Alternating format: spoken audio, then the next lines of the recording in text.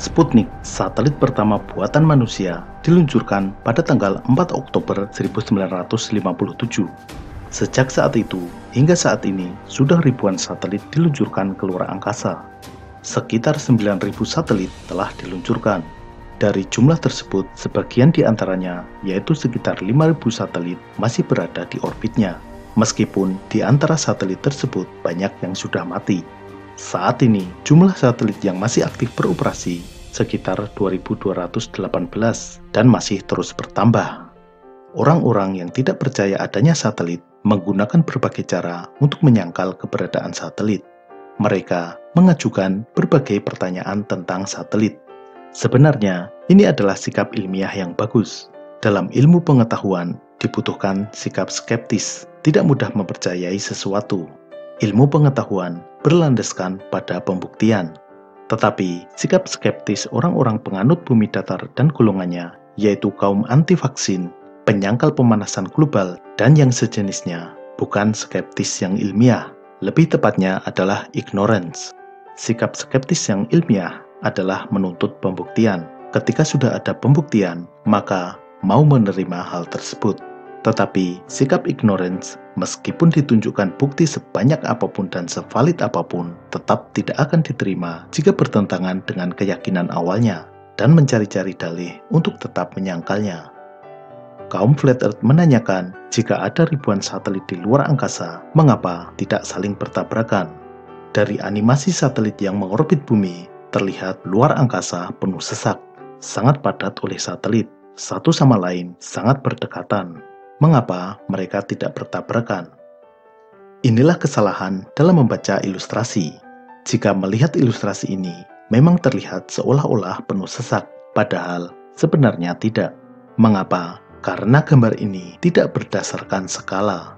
Ini sama saja ketika kita melihat posisi pesawat terbang melalui Flight Radar 24. Terlihat pesawat terbang berkerumun, penuh sesak dan saling berimpitan.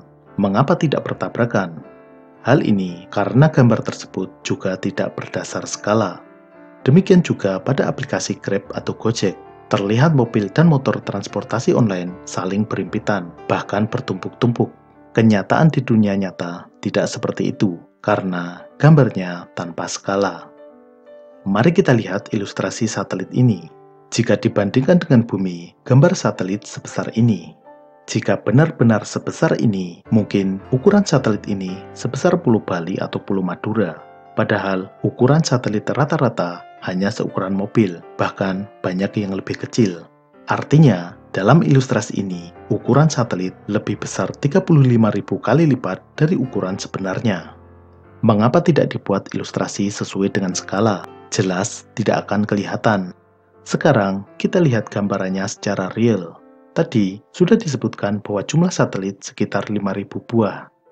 Dalam video Flat Earth, mereka menanyakan jumlah satelit 13.000, mengapa tidak bertabrakan? Angka 13.000 itu adalah jumlah satelit termasuk space junk atau sampah luar angkasa. Benda-benda bagian atau sisa-sisa dari proses peluncuran satelit yang tidak jatuh ke bumi dan tetap mengorbit. Tetapi baiklah, karena kita baik hati, kita pakai saja angka 13.000. Angka 13.000 kelihatannya sangat banyak, pasti penuh sesak. Ya, penuh sesak kalau dikumpulkan di kantong ajaib Doraemon. Tetapi, kalau ditempatkan di luar angkasa, tidak akan penuh sesak, karena luar angkasa sangat luas. Sebagai gambaran, berdasarkan data dari Flight Radar 24, jumlah pesawat terbang yang terbang pada saat bersamaan sekitar 13.000. Bahkan pada musim liburan dapat mencapai 16.000 pesawat terbang di langit pada waktu bersamaan. Apakah pesawat terbang itu saling berdekatan? Tidak, bukan. Sekarang mari kita lihat sesesak apa jumlah 13.000 satelit itu. Jika 13.000 satelit dibariskan berjajar di permukaan bumi, berapa jarak antar satelit? Keliling bumi 40.075 km. Jadi, jika 13.000 satelit dibariskan, jarak antara satelit satu dengan lainnya adalah 3 km. Cukup jauh untuk saling bertabrakan. Tetapi, satelit juga tidak berbaris dalam satu garis.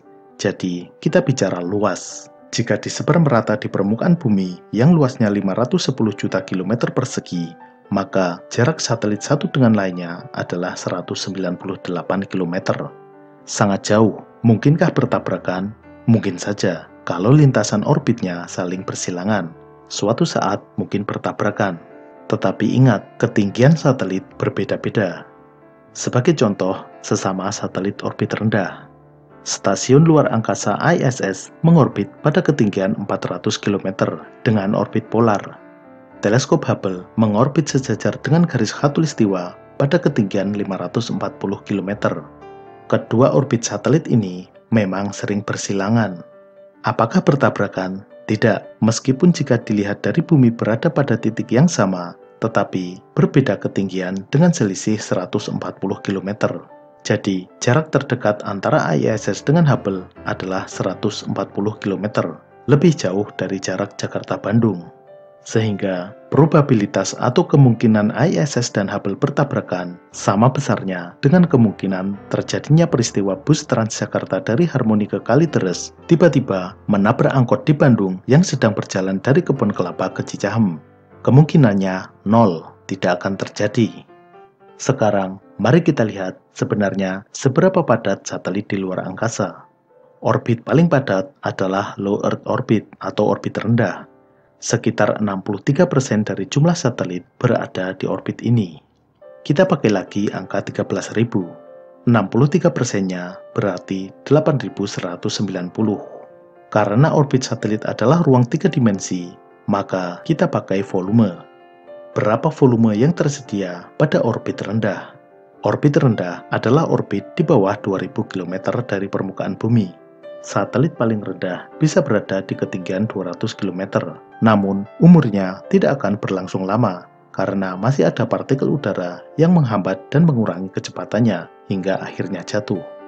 Umumnya, satelit berada di ketinggian di atas 400 km. Jadi, kita menghitung volume ruang berbentuk bola antara 400 km sampai 2000 km. Kita hitung dengan rumus volume bola. Karena jari-jari bumi 6371 km, maka rumusnya adalah sebagai berikut. Kalau tidak paham menghitung rumus ini, kembali saja ke SMP. Hasilnya, volume ruang orbit rendah adalah 1,156 triliun km kubik. Jika 8.190 satelit menyebar rata di ruang tersebut, maka masing-masing mendapat ruang sebesar 88.982.855,9 km kubik. Rata-rata jarak antara satelit adalah 446 km, sama dengan jarak Jakarta-Semarang. Apakah satelit pernah bertabrakan? Pernah. Dalam sejarah, pernah beberapa kali terjadi tabrakan baik antara satelit maupun antara satelit dengan sampah luar angkasa atau space debris. Tahun 2009, terjadi tabrakan antara satelit komunikasi komersial Iridium dengan satelit komunikasi militer Rusia yang sudah tidak berfungsi namun masih tetap di orbit. Tabrakan tersebut menghancurkan kedua satelit tersebut. Tabrakan satelit umumnya terjadi antara satelit dengan sampah luar angkasa atau space debris, termasuk dengan satelit mati yang masih berada di orbit. Tabrakan antara dua satelit aktif tidak terjadi karena setiap peluncuran satelit baru dalam merancang orbitnya harus memperhatikan orbit satelit lain yang sudah ada. Juga harus diregistrasi baik ke otoritas yang membidangi luar angkasa di negara asal maupun ke badan PBB, yaitu United Nations Office for Outer Space Affairs. Dengan demikian, tabrakan antar satelit aktif dapat dihindari. Namun, yang menjadi perhatian dan kekhawatiran adalah tabrakan dengan serpihan-serpihan luar angkasa yang dikenal dengan space debris. Serpihan ini berasal dari sisa-sisa material peluncuran satelit di masa lalu. Misalnya, serpihan logam dari proses pemisahan stage rocket, komponen-komponen kecil yang lepas dari misi luar angkasa, hingga serpihan hasil tabrakan satelit yang sudah terjadi. Jumlah space debris ini sangat banyak, mencapai jutaan. Namun, sebagian besar berukuran sangat kecil, sebesar debu atau pasir, sehingga relatif tidak membahayakan satelit. Yang membahayakan adalah serpihan dengan ukuran lebih dari 1 cm. Meskipun berukuran kecil, namun kecepatan space debris ini mencapai 11 km per detik, jauh lebih cepat dari kecepatan peluru. Jumlah serpihan yang perlu dikhawatirkan ini hingga kini sudah terdeteksi sekitar 23.000. Untuk itu, serpihan ini terus-menerus dimonitor. Angkatan Udara Amerika terus-menerus memonitor space debris ini 24 jam sehari. Pusat monitor ini berada di Pangkalan Udara Vandenberg di California. Bagaimana mereka memonitornya? Space debris ini dilacak dengan radar. Tapi, bagaimana melacak ketika berada di belakang bumi? Bukankah bumi bulat? Tentu tidak harus selalu terpantau radar. Yang penting, objek ini pernah terdeteksi oleh radar ketika berada di atas pangkalan tersebut. Begitu didapatkan data ketinggian, arah dan kecepatannya, tinggal dimasukkan ke dalam program komputer dan komputer membuat simulasi gerakan orbitnya. Jika objek dari space debris ini akan bersilangan dengan orbit satelit tertentu, maka pusat kontrol satelit tersebut akan melakukan gerakan menghindar. Satelit dilengkapi dengan mesin pendorong. Mesin pendorong ini bukan untuk mendorong satelit mengitari bumi, karena untuk mengitari bumi, satelit memanfaatkan inersia, tidak perlu bahan bakar. Nanti, hal ini akan kita bahas lebih detail. Mesin pendorong pada satelit digunakan untuk mengarahkan satelit, misalnya untuk mengkoreksi orbitnya yang melenceng karena pengaruh gravitasi benda-benda lain di luar angkasa. Ketika satelit berpotensi ditabrak oleh space debris, maka mesin pendorong ini dapat digunakan untuk membelokkan orbit satelit dalam rangka menghindari tabrakan. Stasiun luar angkasa beberapa kali ditabrak oleh space debris ini.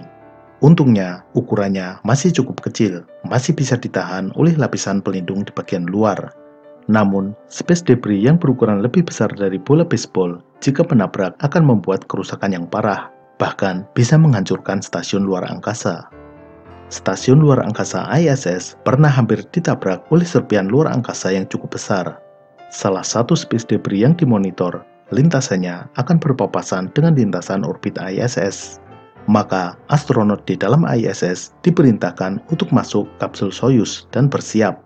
Jika terjadi tabrakan, mereka harus melepas Soyuz dari ISS dan menggunakan Soyuz untuk kembali ke bumi. Untungnya, tabrakan itu tidak terjadi. Space debris tersebut hanya melintas beberapa meter dari ISS. Pada episode berikutnya, kita akan menjawab pertanyaan lainnya. Dalam episode ini, sudah dijelaskan bahwa satelit mengorbit berputar-putar mengelilingi bumi. Tetapi mengapa antena parabola yang katanya mengarah ke satelit hanya diam? Mengapa tidak bergerak berputar-putar? Sampai jumpa.